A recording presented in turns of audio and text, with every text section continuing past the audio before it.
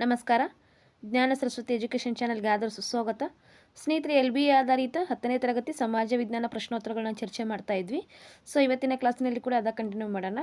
ಇತಿಹಾಸ ಅಧ್ಯಾಯ 3 ಬ್ರಿಟಿಷ್ ಆಳ್ವಿಕೆಯ ಪರಿಣಾಮಗಳು ಪಾಠದ ಪ್ರಶ್ನೋತ್ತರಗಳನ್ನ ಇಲ್ಲಿ ನೋಡ್ತಾ ಹೋಗೋಣ. ಸೊ ಇವು LBA ಆಧಾರಿತ 10ನೇ ತರಗತಿ ಸಮಾಜ ವಿಜ್ಞಾನ ಪ್ರಶ್ನೋತ್ತರಗಳಾಗಿವೆ. ಮುಂಬರ್ತಕ್ಕಂಥ ಕಾಂಪಿಟೇಟಿವ್ ಎಕ್ಸಾಮ್ಸ್ಗಳಾದಂತಹ TET, GPT, HSTR ಮತ್ತು PU college lecture, degree college lecture, KSET, net ಎಲ್ಲ ಒಂದು ಎಕ್ಸಾಮ್ಗಳಿಗೆ ತುಂಬ ಒಂದು ಯೂಸ್ಫುಲ್ ಆದಂಥ ಪ್ರಶ್ನೋತ್ತರಗಳಾಗಿವೆ ಅಂತಂದೇ ಇಲ್ಲಿ ಹೇಳಬಹುದು. ಬ್ರಿಟಿಷ್ ಆಳ್ವಿಕೆಯ ಪರಿಣಾಮಗಳು. ಇಲ್ಲಿ ಮೊದಲಿಗೆ ಮಲ್ಟಿಪಲ್ ಚಾಯ್ಸ್ ಕ್ವಶನ್ ಆನ್ಸರ್ಸ್ಗಳಿರ್ತವೆ. ಕ್ವಶನ್ಸ್ಗಳು ಮತ್ತು ಉತ್ತರಗಳ PDF ಗೌರ್ಮೆಂಟ್ ವೆಬ್ಸೈಟ್ನಲ್ಲಿನೇ ಇವು ಅವೈಲೇಬಲ್ ಇರ್ತವೆ ಅಂತಂದು ಹೇಳಬಹುದು. ಸೊ PDF ಹಾಕಿ ಅಂತ ತುಂಬ ಜನ ಕಮೆಂಟ್ ಮಾಡ್ತಾ ಇದ್ದೀರಾ. ಸೊ ಸಾರಿ, ನಾನು ಏಕೆಂದರೆ ಇಲ್ಲಿ PDFಸ್ಗಳನ್ನು ನಿಮಗೆ ಹಾಕೋಕ್ಕಾಗಲ್ಲ. ಸೊ ವೀಡಿಯೋಸ್ಗಳನ್ನು ನೋಡಿ ನೋಟ್ ಮಾಡ್ಕೊಳ್ಳಿ. ನಿಮಗೆ PDF ಹಾಕಿಬಿಟ್ರೆ ಏನಾಗುತ್ತೆ, ಜಸ್ಟ್ ಅವುಗಳನ್ನು ನೋಡಿ ಸರಿಸಿ ಇಟ್ಬಿಡ್ತೀರಿ, ಬಟ್ ಅಲ್ಲಿ ವರ್ಕ್ ಮಾಡೋಕ್ಕೆ ನಿಮಗೆ ಆಗೋದಿಲ್ಲ. ಬಟ್ ಈ ರೀತಿಯಾಗಿ ವಿಡಿಯೋ ಮಾಡಿ ಹಾಕಿದಾಗ ಅದನ್ನು ಬಿಗಿನಿಂಗಿಂದ ಎಂಡವರೆಗೂ ವಿಡಿಯೋ ನೋಡಿ, ಸೊ ಅಲ್ಲಿ ನಾನು ಏನು ಹೇಳಿರ್ತಾನಲ್ಲ ಅದನ್ನೆಲ್ಲವನ್ನು ಕೂಡ ನೋಟ್ ಮಾಡಿ ಇಟ್ಕೊಂಡ್ರೆ ನಿಮಗೆ ಒಂದ್ಸರಿ ಕೇಳ್ದಂಗೆ ಆಗುತ್ತೆ, ಜೊತೆಗೆ ಒಂದ್ಸರಿ ಬರೆದ್ರೆ ನೀವು ಪರ್ಫೆಕ್ಟ್ ಆಗ್ತೀರಾ ಅನ್ನೋ ಒಂದು ಉದ್ದೇಶದಿಂದಾಗಿ ಸೊ ಇಲ್ಲಿ PDFಸ್ಗಳನ್ನು ನಾನು ಪ್ರೊಸೀಡ್ ಮಾಡೋದೇ ಇಲ್ಲ ಅಂತಂದಿಲ್ಲಿ ಕರಾಖಂಡಿತವಾಗಿ ಹೇಳ್ತಾ ಇದ್ದೀನಿ. ಇಲ್ಲಿ ಬನ್ನಿ ನೋಡ್ತಾ ಹೋಗೋಣ. ಮೊದಲ ಪ್ರಶ್ನೆ, ಕಲ್ಕತ್ತಾದಲ್ಲಿ ಸುಪ್ರೀಂ ಕೋರ್ಟ್ ರಚನೆಗೆ ಅವಕಾಶ ನೀಡಿದ ಶಾಸನ ಅಂತಂದಿದೆ. 1773ರ ರೆಗ್ಯುಲೇಟಿಂಗ್ ಶಾಸನ, 1833ರ ಚಾರ್ಟರ್ಡ್ ಕಾಯ್ದೆ, 1935ರ ಭಾರತ ಸರ್ಕಾರ ಕಾಯ್ದೆ, 1909ರ ಭಾರತ ಪರಿಷತ್ ಕಾಯ್ದೆ ಅಂತಂದಿದೆ. ಸೊ ಇಲ್ಲಿ ಒಂದನೇ ಪ್ರಶ್ನೆಗೆ ಸರಿಯಾದ ಉತ್ತರವನ್ನು ಗಮನಿಸ್ತಾ ಹೋದಾಗ 1773ರ ರೆಗ್ಯುಲೇಟಿಂಗ್ ಆ್ಯಕ್ಟ್. 1773ರ ರೆಗ್ಯುಲೇಟಿಂಗ್ ಆ್ಯಕ್ಟ್ ಪ್ರಕಾರ ಭಾರತದಲ್ಲಿ ಒಂದು ಸುಪ್ರೀಂ ಕೋರ್ಟ್ ಬೇಕು ಎಂಬ ಒಂದು ಉದ್ದೇಶದಿಂದಾಗಿ ಸೊ ಕಲ್ಕತ್ತಾದಲ್ಲಿ ಮೊಟ್ಟಮೊದಲ ಬಾರಿಗೆ ಸುಪ್ರೀಂ ಕೋರ್ಟನ್ನು ಸ್ಥಾಪಿಸಲಾಯಿತು. ಎರಡನೇ ಪ್ರಶ್ನೆ,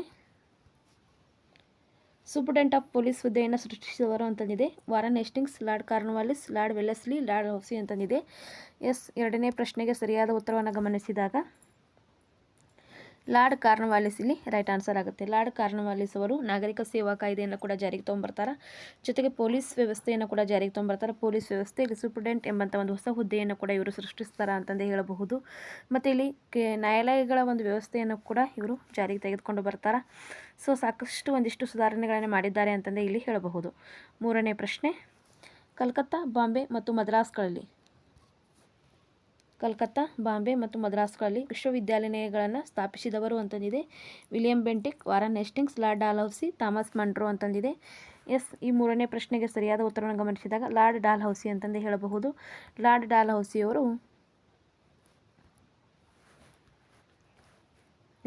ಡಾಲ್ಹೌಸಿಯವರು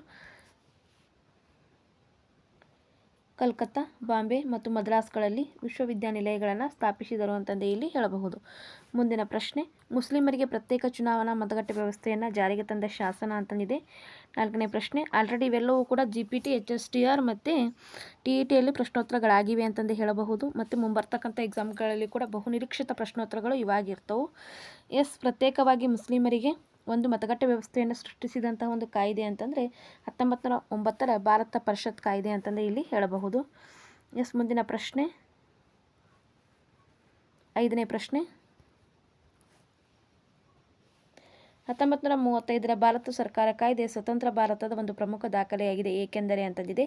ಪ್ರಾಂತ್ಯಗಳಲ್ಲಿ ಸರ್ಕಾರ ಜಾರಿಗೆ ತಂದಿದೆ, ನಿಯಂತ್ರಣ ಮಂಡಳಿ ಸ್ಥಾಪಿಸಿದೆ, ಮತೀಯ ಆಧಾರದ ಮೇಲೆ ಪ್ರತ್ಯೇಕ ಚುನಾವಣಾ ಮತಗಟ್ಟೆ ವ್ಯವಸ್ಥೆಯನ್ನು ಪರಿಚಯಿಸಿತು, ಮತ್ತು ಅಖಿಲ ಭಾರತ ಒಕ್ಕೂಟವನ್ನು ರಚಿಸಲು ಅವಕಾಶ ನೀಡಿತು ಅಂತಂದಿದೆ.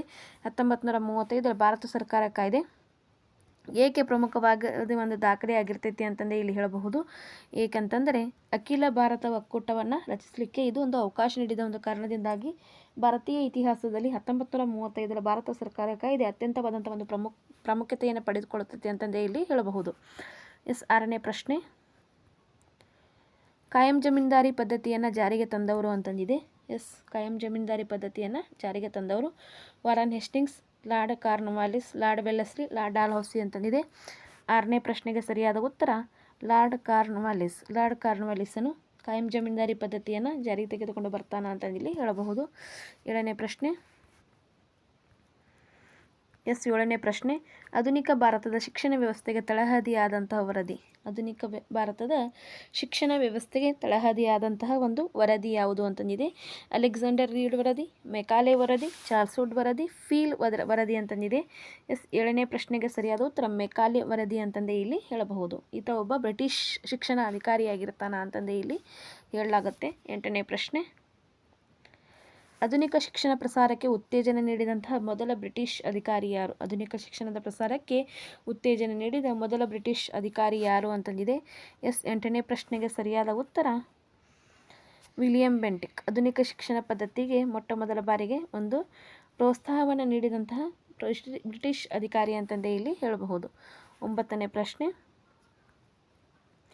ಮಹಲ್ವಾರಿ ಪದ್ಧತಿಯನ್ನು ಪ್ರಯೋಗಿಸಿದವರು ಯಾರು ಅಂತಂದಿದೆ. ತುಂಬ ಇಂಪಾರ್ಟೆಂಟ್ ಕ್ವಶನ್ ಆನ್ಸರ್ಸ್ಗಳು ಇವು. ನಿಮಗೆ ನೋಡಿದರೆ ಗೊತ್ತಾಗ್ತಾ ಇದೆ ಅಂತ ಭಾವಿಸ್ತೇನೆ ನಾನು. ಇವಾಗ ಎಲ್ಲ ಆಲ್ರೆಡಿ ಎಕ್ಸಾಮ್ನಲ್ಲಿ ಕೂಡ ಕ್ವಶನ್ಸ್ ಆಗ್ಯಾವೆ ಮತ್ತು ಮುಂಬರ್ತಕ್ಕಂಥ ಎಕ್ಸಾಮ್ನಲ್ಲಿ ಕೂಡ ತುಂಬ ಒಂದು ಬಹುನಿರೀಕ್ಷಿತ ಅಂತಂದೇ ಇಲ್ಲಿ ಅಂದ್ಕೊಂಡ್ರೂ ಕೂಡ ತಪ್ಪಿಲ್ಲ.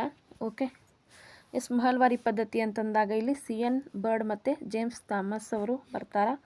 ಇಲ್ಲಿದೆ ನೋಡಿ ಉತ್ತರ. RM ಬರ್ಡ್ ಮತ್ತು ಜೇಮ್ಸ್ ಥಾಮ್ಸನ್. RM ಬರ್ಡ್ ಮತ್ತು ಜೇಮ್ಸ್ ಥಾಮ್ಸನ್ ಅವರು ಈ ಒಂದು ಮಹಲ್ವಾರಿ ಪದ್ಧತಿಯನ್ನು ಜಾರಿಗೆ ತೆಗೆದುಕೊಂಡು ಬರ್ತಾರಾ ಅಂತಂದು ಇಲ್ಲಿ ಹೇಳಬಹುದು. 10ನೇ ಪ್ರಶ್ನೆ, 1858ರ ಭಾರತದ ಮೊದಲ ವೈಸ್ರಾಯಿಯಾಗಿ ನೇಮಕಗೊಂಡವರು. 1858ರಲ್ಲಿ ಭಾರತದ ಮೊದಲ ವೈಸ್ರಾಯಿಯಾಗಿ ನೇಮಕಗೊಂಡವರು ಅಂತಂದಿದೆ. 10ನೇ ಪ್ರಶ್ನೆಗೆ ಸರಿಯಾದ ಉತ್ತರ ಲಾರ್ಡ್ ಕ್ಯಾನಿಂಗ್. ಈತನನ್ನು ನಾವು ಕೊನೆಯ ಗವರ್ನರ್ ಜನರಲ್ ಅಂತಂದೇ ಹೇಳಬಹುದು. ಯಾಕಂದರೆ ಪದನಾಮ ಅಲ್ಲಿ ಚೇಂಜ್ ಆಗುತ್ತೆ. ಆ ಒಂದು ವೃತ್ತಿಗೆ ಇರ್ತಕ್ಕಂಥ ಒಂದು ಪದನಾಮವನ್ನು ಅಲ್ಲಿ ಗವರ್ನರ್ ಜನರಲ್ ಎಂಬಂಥ ಒಂದು ಹುದ್ದೆಯನ್ನು ಆ ಒಂದು ಹುದ್ದೆಗೆ ಹೆಸರನ್ನು ಬದಲಾಯಿಸಿ ಅಲ್ಲಿ ವೈಸ್ರಾಯ್ ಅಂತಂದೇ ಮಾಡ್ತಾರಾ ಅಂತಂದು ಹೇಳಬಹುದು. ಅಲ್ಲಿ ಕೊನೆಯ ಗವರ್ನರ್ ಜನರಲ್ ಅಂತಂದಾಗ ಕೂಡ ಕ್ಯಾನಿಂಗ ಬರುತ್ತೆ. ಮೊಟ್ಟ ಮೊದಲ ವೈಸ್ರಾಯ್ ಅಂತಂದು ಕೇಳಿದಾಗ ಕೂಡ ಅಲ್ಲಿ ನಾವು ಲಾರ್ಡ್ ಕ್ಯಾನಿಂಗ್ ಅಂತಂದು ಹೇಳಬಹುದು. ಇದು 1858ರ ಒಂದು ಕಾಯ್ದೆಯ ಪ್ರಕಾರ ಸೃಷ್ಟಿಯಾದಂತಹ ಒಂದು ಪದವಿಯ ಒಂದು ಮರುನಾಮಕರಣ ಅಂತಂದೇ ಹೇಳ್ಬೋದು. ಗವರ್ನರ್ ಜನರಲ್ ಏನಿರುತ್ತಲ್ಲ ಆ ಒಂದು ಗವರ್ನರ್ ಜನರಲ್ ಹುದ್ದೆಗೆ ವೈಸ್ರಾಯ್ ಅಂತಂದಲ್ಲಿ ಮರು ನೇಮಕ ಮಾಡ್ತಾರೆ. ಮುಂದಿನ ಪ್ರಶ್ನೆ,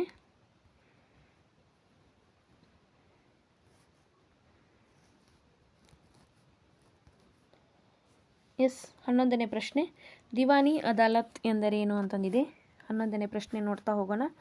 ದಿವಾನಿ ಅದಾಲತ್ ಎಂದರೆ ಇವು ನಾಗರಿಕ ನ್ಯಾಯಾಲಯಗಳು ಅಂತಂದೇ ಇಲ್ಲಿ ಹೇಳ್ಬೋದು. ಲಾರ್ಡ್ ಕಾರ್ನ್ವಾಲಿಸ್ ಜಾರಿಗೆ ತೆಗೆದುಕೊಂಡು ಬಂದಿರ್ತಾನೆ ನ್ಯಾಯಾಲಯ ಪದ್ಧತಿಯನ್ನು. ನಾಗರಿಕ ನ್ಯಾಯಾಲಯಗಳನ್ನು ದಿವಾನಿ ಅದಾಲತ್ ಅಂತಂದು ಕರಿತಾ ಇದ್ರು. 12ನೇ ಪ್ರಶ್ನೆ, ಚಾರ್ಟರ್ ಕಾಯ್ದೆಯ ಪ್ರಮುಖ ಉದ್ದೇಶವೇನು ಅಂತಂದಿದೆ. ಚಾರ್ಟರ್ ಕಾಯ್ದೆಗಳ ಪ್ರಮುಖ ಉದ್ದೇಶವೇನು ಅಂತಂದಿದೆ. ಅಪ್ಲೈಡ್ ಕ್ವಶನ್ ಇದು. ಎಸ್ 12ನೇ ಪ್ರಶ್ನೆಗೆ ಉತ್ತರ ಬ್ರಿಟಿಷ್ ಈಸ್ಟ್ ಇಂಡಿಯಾ ಕಂಪನಿಯ ಪರವಾನಗಿಯನ್ನು ವಿಸ್ತರಿಸುವುದು. ಚಾರ್ಟರ್ಡ್ ಕಾಯ್ದೆಯ ಮುಖ್ಯ ಒಂದು ಉದ್ದೇಶ ಏನಾಗಿತ್ತು? ಬ್ರಿಟಿಷ್ ಈಸ್ಟ್ ಇಂಡಿಯಾ ಕಂಪನಿಯ ಪರವಾನಗಿಯನ್ನು ವಿಸ್ತರಿಸುವುದು ಆಗಿತ್ತು ಅಂತಂದು ಹೇಳಬಹುದು. 13ನೇ ಪ್ರಶ್ನೆ, ಬ್ರಿಟಿಷ್ ಕಾಲದಲ್ಲಿ ಭಾರತೀಯರಿಗೆ ಸೈನ್ಯದಲ್ಲಿ ಲಭಿಸುತ್ತಿದ್ದಂತಹ ಅತ್ಯುನ್ನತ ಹುದ್ದೆ ಯಾವುದು ಅಂತಂದಿದೆ. ಎಸ್ ಸರಿಯಾದ ಉತ್ತರವನ್ನು ಗಮನಿಸ್ತಾ ಹೋಗೋಣ. ಸರಿಯಾದ ಉತ್ತರ ಸುಬೇದಾರ್. ಸುಬೇದಾರ್ ಇಲ್ಲಿ ಸರಿಯಾದ ಉತ್ತರವಾಗುತ್ತೆ. 14ನೇ ಪ್ರಶ್ನೆಯನ್ನು ನೋಡೋಣ. ಭಾರತದ ರೈತರು ಸಾಲದಲ್ಲೇ ಹುಟ್ಟಿ ಸಾಲದಲ್ಲೇ ಬದುಕಿ ಸಾಲದಲ್ಲೇ ಸತ್ತರು ಎಂದು ಹೇಳಿದವರು ಅಂತಂದಿದೆ. ಇದು TETಯಲ್ಲಿ ಆಲ್ರೆಡಿ ಒಂದು 4 ಬಾರಿ ಪ್ರಶ್ನೆ ಆಗಿದೆ ಅಂತಂದು ಹೇಳಬಹುದು. GPTಯಲ್ಲಿ ಕೂಡ ಒಂದು ಸರಿ ಪ್ರಶ್ನೆ ಆಗಿತ್ತು.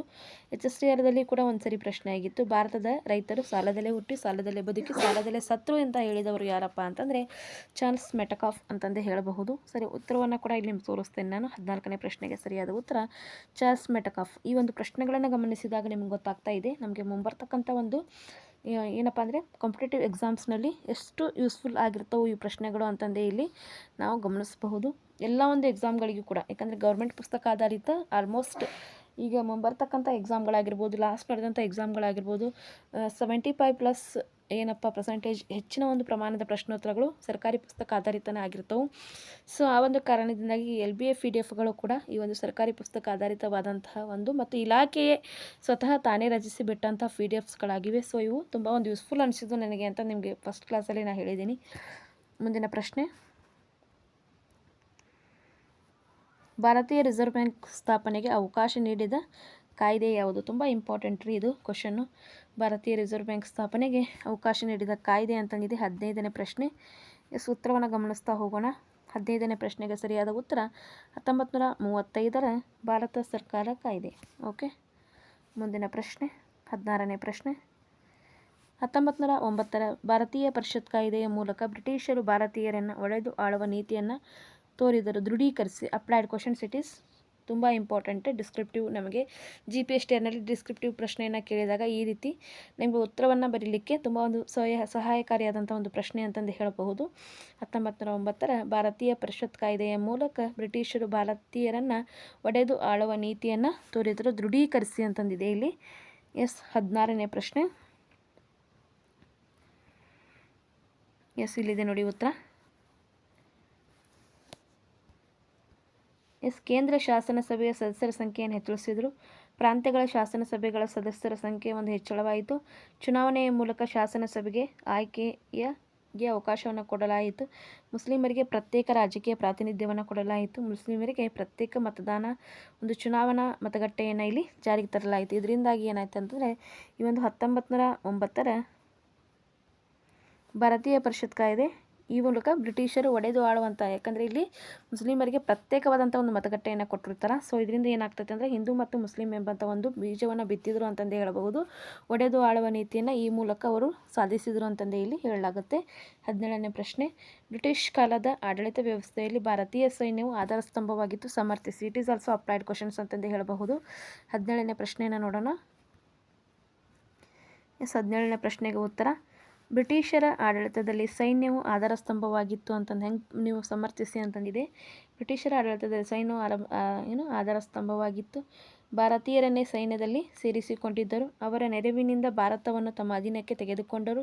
ಸೈನ್ಯವನ್ನು ಬಳಸಿ ತಮ್ಮ ಒಂದು ಸಾಮ್ರಾಜ್ಯವನ್ನು ರಕ್ಷಿಸಿಕೊಂಡರು. ಇದರಿಂದಾಗಿ ಬ್ರಿಟಿಷರ ಆಡಳಿತದಲ್ಲಿ ಭಾರತದ ಸೈನ್ಯ ಆಧಾರ ಸ್ತಂಭವಾಗಿತ್ತು ಅಂತಂದೇ ಇಲ್ಲಿ ಹೇಳಬಹುದು. 18ನೇ ಪ್ರಶ್ನೆ. ರೈತಾವಾರಿ ಪದ್ಧತಿಯ ಲಕ್ಷಣಗಳೇನು ಅಂತಂದಿದೆ. ರೈತಾವಾರಿ ಪದ್ಧತಿಯ ಲಕ್ಷಣಗಳು ತುಂಬ ಇಂಪಾರ್ಟೆಂಟ್ ರೀ ಪ್ರಶ್ನೆ ಇದು. ಡಿಸ್ಕ್ರಿಪ್ಟಿವ್ ನಮಗೆ ಬರೀಲಿಕ್ಕೆ.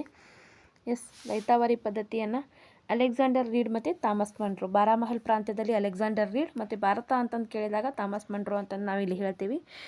ಮದ್ರಾಸು, ಮೈಸೂರು ಪ್ರಾಂತ್ಯಗಳಲ್ಲಿ ಇದನ್ನು ಜಾರಿಗೊಳಿಸಲಾಯಿತು. ಸರ್ಕಾರ ಮತ್ತು ರೈತರ ನಡುವೆ ನೇರ ಒಂದು ಸಂಪರ್ಕವಿತ್ತು ಅಂತಂದೇ ಹೇಳಲಾಗುತ್ತೆ. ರೈತರೇ ಭೂಮಾಲೀಕರಾಗಿದ್ದರು. ಇನ್ನು ಉತ್ಪನ್ನದ 50% ಭಾಗವನ್ನು ಕಂದಾಯವಾಗಿ ನಿಗದಿಗೊಳಿಸಲಾಯಿತು. ರೈತರು ಸಾಲದ ಸುಳಿಗೆ ಸಿಲುಕಿದರು. ಇದು ಏನಪ್ಪ ಅಂತಂದರೆ ರೈತಾವಾರಿ ಪದ್ಧತಿಯ ಪ್ರಮುಖ ಒಂದಿಷ್ಟು ಅಂಶಗಳು ಅಂತಂದೇ ಹೇಳಬಹುದು. ರೈತಾವಾರಿ ಪದ್ಧತಿಯ ಪ್ರಮುಖ ಒಂದಿಷ್ಟು ಲಕ್ಷಣಗಳು ಅಂತಂದೇ ಇಲ್ಲಿ ಹೇಳ್ಬೋದು. 19ನೇ ಪ್ರಶ್ನೆ. ಬ್ರಿಟಿಷ್ ಶಿಕ್ಷಣ ನೀತಿಯು ಭಾರತದ ಶೈಕ್ಷಣಿಕ ವ್ಯವಸ್ಥೆಯ ಮೇಲೆ ಮಹತ್ತರವಾದ ಪರಿಣಾಮಗಳನ್ನು ಬೀರಿತು. ಸಮರ್ಥಿಸಿ. ಬ್ರಿಟಿಷ್ ಶಿಕ್ಷಣದ ಪರಿಣಾಮಗಳಾವುವು ಅಂತಂದಿದೆ. ಸೊ ತುಂಬ ಇಂಪಾರ್ಟೆಂಟ್ ಪ್ರಶ್ನೆ ಅಂತಂದೇ ಹೇಳ್ಬೋದು. 19ನೇ ಪ್ರಶ್ನೆ. ಬ್ರಿಟಿಷ್ ಶಿಕ್ಷಣದಿಂದ ಆದಂಥ ಒಂದಿಷ್ಟು ಪರಿಣಾಮಗಳು ಮತ್ತು ಬ್ರಿಟಿಷ್ ಶಿಕ್ಷಣದಿಂದ ಆದಂತಹ ಒಂದಿಷ್ಟು ಕೊಡುಗೆಗಳು ಅಂತಂದೇ ಇಲ್ಲಿ ನಾವು ತೆಗೆದುಕೊಳ್ಬೇಕಾಗತ್ತೆ. ಆಧುನಿಕತೆ, ಜಾತೀಯತೆ, ಪ್ರಜಾಪ್ರಭುತ್ವ, ವೈಜ್ಞಾನಿಕ ಆಲೋಚನಾ ಕ್ರಮದ ಒಂದು ಬೆಳವಣಿಗೆ ಆಯಿತು. ರಾಷ್ಟ್ರೀಯವಾದಿ ದೃಷ್ಟಿಕೋನ ಬೆಳವಣಿಗೆ ಆಯಿತು. ಸ್ಥಳೀಯ ಭಾಷೆಗಳು ಮತ್ತು ಸಾಹಿತ್ಯ ರಚನೆಗೆ ಪ್ರೋತ್ಸಾಹಿಸಿದಂತಾಯಿತು. ವೃತ್ತಪತ್ರಿಕೆಗಳು ಹುಟ್ಟಿ ಬೆಳೆಯಲಾರಂಭಿಸಿದವು. ಹೊಸ ಸಾಮಾಜಿಕ ಮತ್ತು ಧಾರ್ಮಿಕ ಸುಧಾರಣಾ ಚಳವಳಿಗಳು ಹುಟ್ಟಿಕೊಂಡವು. ಭಾರತೀಯ ವಿದ್ಯಾವಂತರ ಆಲೋಚನಾ ಕ್ರಮದಲ್ಲಿ ನಾವೀನ್ಯತೆ ಉಂಟಾಯಿತು. ಭಾರತೀಯ ಸಾಂಸ್ಕೃತಿಕ ಪರಂಪರೆಗಳ ಅರಿವು ಉಂಟಾಯಿತು ಅಂತಂದು ಹೇಳಬಹುದು. ಇದರಿಂದ ಈ ಭಾರತದಲ್ಲಿ ಒಂದಿಷ್ಟು ಬ್ರಿಟಿಷ್ ಶಿಕ್ಷಣದ ಒಂದಿಷ್ಟು ಪರಿಣಾಮಗಳು ಆಗಿವೆ ಅಂತಂದು ಹೇಳ್ಬೋದು. ಮತ್ತು ಬ್ರಿಟಿಷ್ ಶಿಕ್ಷಣದಿಂದ ಭಾರತದಲ್ಲಿ ಆದಂಥ ಪ್ರಮುಖ ಸುಧಾರಣೆಗಳು ಅಂತಂದು ಕೂಡ ಇವುಗಳನ್ನು ನಾವು ಇಲ್ಲಿ ಹೇಳಲಾಗುತ್ತೆ. ಮುಂದಿನ ಪ್ರಶ್ನೆ. 20ನೇ ಪ್ರಶ್ನೆ. ಬ್ರಿಟಿಷರ ಕಂದಾಯ ನೀತಿಯು ಭಾರತೀಯರನ್ನು ಸಂಪೂರ್ಣವಾಗಿ ಶೋಷಿಸಿತು. ಸಮರ್ಥಿಸಿ ಅಂತಂದಿದೆ. ಬ್ರಿಟಿಷರ ಕಂದಾಯ ನೀತಿ ಭಾರತೀಯರನ್ನು ಶೋಷಿಸಿತು ಹೇಗೆ ಅಂತಂದು ಕೇಳ್ತಾ ಇದ್ದಾರೆ. ಇಲ್ಲಿದೆ ನೋಡಿ 20ನೇ ಪ್ರಶ್ನೆಗೆ ಉತ್ತರ. ರೈತರನ್ನು ಶೋಷಿಸುವ ಹೊಸ ಜಮೀನ್ದಾರಿ ಸಮುದಾಯದ ಒಂದು ಸೃಷ್ಟಿಯಾಯಿತು. ರೈತರು ವಿವಿಧ ಬಗೆಯ ಸಂಕಷ್ಟಗಳಿಗೆ ಒಳಗಾದರು. ಭೂಮಿ ಮಾರಾಟದ ವಸ್ತುವಾಯಿತು. ಅನೇಕ ಜಮೀನ್ದಾರರು ಕೂಡ ಕಂದಾಯವನ್ನು ಸಲ್ಲಿಸಲು ಭೂಮಿಯನ್ನು ಪರಭಾರೆ ಮಾಡಿದರು. ಕೃಷಿ ಕ್ಷೇತ್ರ ವಾಣಿಜ್ಯೀಕರಣಗೊಂಡಿತು. ಹಣದ ಲೇವಾದೇವಿಗಾರರು ಬಲಿಷ್ಠವಾಗತೊಡಗಿದರು. ಇದರಿಂದ ಈ ಒಂದು ರೈತರನ್ನು ಶೋಷಿಸುವಂತಹ ಪ್ರಮುಖ ಪದ್ಧತಿಗಳು ಕೂಡ ಇಲ್ಲಿ ಜಾರಿಗೆ ಬಂದವು ಅಂತಂದು ಇಲ್ಲಿ ಹೇಳಲಾಗುತ್ತೆ. ಇದರಿಂದ ಬ್ರಿಟಿಷ್ ಕಂದಾಯ ನೀತಿ ಭಾರತೀಯರನ್ನು ಸಂಪೂರ್ಣವಾಗಿ ಶೋಷಿಸಿತು ಅಂತಂದು ಇಲ್ಲಿ ಸಮರ್ಥಿಸಬಹುದಾಗಿದೆ. ಇನ್ನು 21ನೇ ಪ್ರಶ್ನೆ, 1919 ಮಾಂಟಿಕೊ ಚೆಮ್ಸ್ಫರ್ಡ್ ಸುಧಾರಣಾ ಕಾಯ್ದೆಯ ಪ್ರಮುಖ ಅಂಶಗಳು ಯಾವುವು? ನೋಡೋಣ ಬನ್ನಿ. 1919 ಮಾಂಟಿಕೊ ಚೆಮ್ಸ್ಫರ್ಡ್ ಕಾಯ್ದೆಯ ಪ್ರಮುಖ ಸುಧಾರಣಾ ಇಲ್ಲಿದೆ ನೋಡಿ. 21ನೇ ಪ್ರಶ್ನೆ, ಪ್ರಮುಖ ಸುಧಾರಣೆಗಳು ಅಂತಂದೇ ಹೇಳ್ಬೋದು. 1919 ಮಾಂಟಿಕೊ ಚೆಮ್ಸ್ಫರ್ಡ್ ಕಾಯ್ದೆಯ ಪ್ರಮುಖ ಸುಧಾರಣೆಗಳು: ಕೇಂದ್ರದಲ್ಲಿ ದ್ವಿಸದನ ಶಾಸಕಾಂಗ ರಚಿಸಲಾಯಿತು. ಪ್ರಾಂತ್ಯಗಳಲ್ಲಿ ದ್ವಿಸರ್ಕಾರ ಪದ್ಧತಿ ಜಾರಿಗೊಳಿಸಲಾಯಿತು. ಭಾರತಕ್ಕೆ ಒಬ್ಬ ಹೈಕಮಿಷನರನ್ನು ನೇಮಕ ಮಾಡಲಾಯಿತು. ಸ್ಥಳೀಯ ಸಂಸ್ಥೆಗಳ ಅಭಿವೃದ್ಧಿಗೆ ಭರವಸೆಯನ್ನು ಕೊಡಲಾಯಿತು. ಮತ್ತು ಕೇಂದ್ರದ ಬಜೆಟ್ನಿಂದ ಪ್ರಾಂತ್ಯಗಳ ಬಜೆಟನ್ನು ಬೇರ್ಪಡಿಸಲಾಯಿತು. ಇನ್ನು ಕೊನೆಯದಾಗಿ ಪ್ರತ್ಯೇಕ ಚುನಾವಣಾ ಮತಗಟ್ಟೆ ಒಂದು ವ್ಯವಸ್ಥೆಯನ್ನು ಮುಸ್ಲಿಮರಿಗಷ್ಟೇ ಇರುತ್ತೆ 1909ರಲ್ಲಿ. ಅದನ್ನು 1919ರಲ್ಲಿ ಮತ್ತೆ ಸಿಖ್, ಆಂಗ್ಲೋ ಮತ್ತು ಇಂಡಿಯನರಿಗೂ ಕೂಡ ಮತ್ತು ಯುರೋಪಿಯನರಿಗೂ ಕೂಡ ಅದನ್ನು ವಿಸ್ತರಿಸಲಾಯಿತು ಅಂತಂದೇ ಇಲ್ಲಿ ಹೇಳಬಹುದು. ಇನ್ನು 22ನೇ ಪ್ರಶ್ನೆನ ನೋಡೋಣ. 1935 ಭಾರತ ಸರ್ಕಾರ ಕಾಯ್ದೆಯು ಸಂವಿಧಾನ ರಚನೆಗೆ ಬುನಾದಿಯಾಗಿದೆ ಸಮರ್ಥಿಸಿ. It's very important question for the GPS tier exam ಅಂತಂದೇ ಹೇಳಬಹುದು. ಈ 1935 ಭಾರತ ಸರ್ಕಾರ ಕಾಯ್ದೆಯು ಸಂವಿಧಾನ ರಚನೆಗೆ ಹೇಗೆ ಬುನಾದಿಯಾಗಿದೆ ಅಂತಂದು ಇಲ್ಲಿ ಸಮರ್ಥಿಸಲಾಗಿದೆ. 22ನೇ ಪ್ರಶ್ನೆ. 22ನೇ ಒಂದು ಉತ್ತರವನ್ನು ಗಮನಿಸಬಹುದು ನೀವು ಇಲ್ಲಿ. 1935 ಭಾರತ ಸರ್ಕಾರದ ಕಾಯ್ದೆ ಭಾರತ ಸಂವಿಧಾನ ರಚನೆಗೆ ಬುನಾದಿ. ಹೇಗೆ ಅಂದರೆ, ಅಖಿಲ ಭಾರತ ಒಕ್ಕೂಟ ರಚನೆಗೆ ಅವಕಾಶವನ್ನು ನೀಡಿತು. ಕೇಂದ್ರದಲ್ಲಿ ಸರ್ಕಾರವನ್ನು ಸ್ಥಾಪಿಸಲಾಯಿತು. ಭಾರತೀಯ ರಿಸರ್ವ್ ಬ್ಯಾಂಕ್ ಸ್ಥಾಪನೆಗೆ ಅವಕಾಶವನ್ನು ನೀಡಿತು. ಭಾರತದಲ್ಲಿ ಫೆಡರಲ್ ಕೋರ್ಟ್ ಸ್ಥಾಪನೆಗೆ ಅವಕಾಶವನ್ನು ನೀಡಿತು.